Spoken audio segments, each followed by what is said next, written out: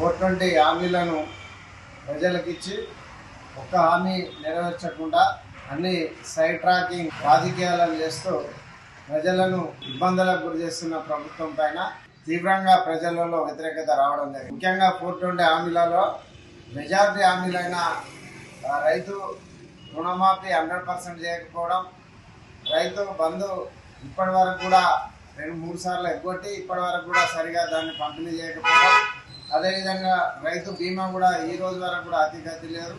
అదేవిధంగా ఆసరా పింఛను ఈ రోజు వరకు 4,000 రూపాయలని ఇస్తానన్న ఆసరా పింఛను కూడా పెంచకపోవడం, వారిని మోసం చేయడం, వృద్ధులను వికలాంగులకు 6,000 రూపాయలు వృద్ధాప్య పెన్షన్ ఇస్తానని మోసం చేయడం, దళిత బంధు పేరుతో 10 లక్షల రూపాయలు కేసీఆర్ ఇస్తే వాళ్ళ 12 లక్షల రూపాయలు అంబేద్కర్ బంధు ఇస్తానని వారిని మోసం చేయడం, వాళ్ళ ప్రతి వర్గాన్ని మోసం చేసిన కాంగ్రెస్ ప్రభుత్వం వాళ్ళ ప్రజలలో చులకనైతే ఉన్నది.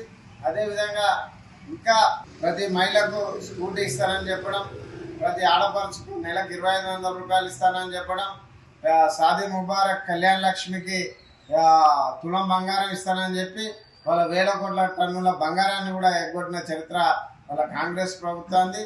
ఏ రంగంలో తీసుకున్నా వాళ్ళ హైదరాబాద్లో హైడ్రా పేరుతో పేదవాళ్ళ ఇళ్లను కూల్చడం, వాళ్ళ అభివృద్ధి ప్రదంలో తెలంగాణను మరొక 20 సంవత్సరాలు వెనకేసిన చరిత్ర వాళ్ళ కాంగ్రెస్ ప్రభుత్వం.